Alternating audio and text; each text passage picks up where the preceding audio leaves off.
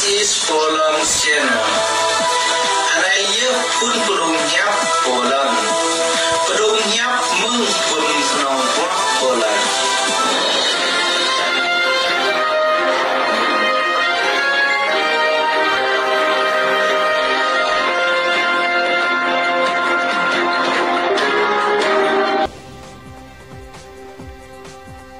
Welcome to Poland channel.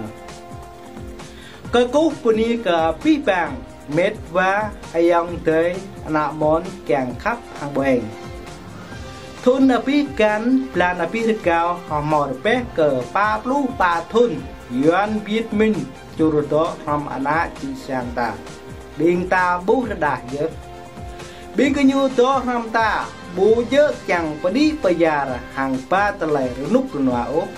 Sa mơ biên cái nhu đi ra pa ta. Biên cơ nhu chang phá prai hàng bờ dài pi tờ là tiếp nã chi sang ta ca hàng biên ta biết lần ta api cơ nhu prai lời tlo ta api cơ nhu chút nước nga sang renang nga hoa anak chi sang ta bu màu từng ta bước bờ tay ta api cơ nhu xoa đang hoa ta api biên cơ nhu má anak buôn sang ta tiếp mang tờ lại ram rải pak ke telai jai pru jalan sang ta api bing kenyu pekra lan hoa ta api bing kenyu pepli ani to ta bing kenyu klaf pha ngã đình canh đình cư pesat aya ta api bing kenyu chuk prai telai hoa ya chro no ya net prom bing kenyu tu chra jai aya anak mon play pla chàng khắp hàng buồn à biên ta bu hàng mươn được đà dứt biên cái nhu và dài biên ta amang telai hakam biên cái nhu perkra telai phian cái nhu po chàng kít gai pram prai telai phian tiếp anak chi sang ta biên ta nào sang ai đây biên cái nhu bu prei chinom pu bút ke telai tua peni ke ai đây biên ke nhu mà krứ ke đol tai chom hàng pơ dài chứ đấy tam tra ta biên ke nhu poto telai klai tấp nhâm tập bài giúp hot trao ngã đi đêm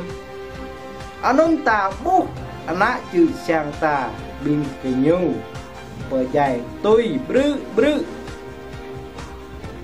cái tí cờ thun sao bố tờ bàn tú chụp luôn mà có một núi anh ạ chữ sang ta trúc cờ clau triếu xa tú tờ bò chồ tú ta anh này tụ mát xa triếu tùa tú còn tụ đôi anh biên cơ 10 ta anh này chàng yếu thư cờ ở bí bàng anh ạ chữ sang tố ti lâm hàng tố ti char tác nghèo kum cốp xà chua tờ ma sa pran hàng rán sai chứ tân vít cả nốc nà Việt Minh bên ta bú mau tờ lại húi ô dùa đá bên ta ngã quả dỡ bấm tứ mà đờ hàng trắng quay nắc cờ tờ lại tiếp cờ biết bang anak chữ sang ta group dùi ná bà con tôi tiếp rồi nút rồi noa bởi rong lần là này rồi cao cờ cú phuni cờ bí vàng. This is Poland channel. Anaya pun perlu nyap Poland. Perlu nyap mung pun senang Poland.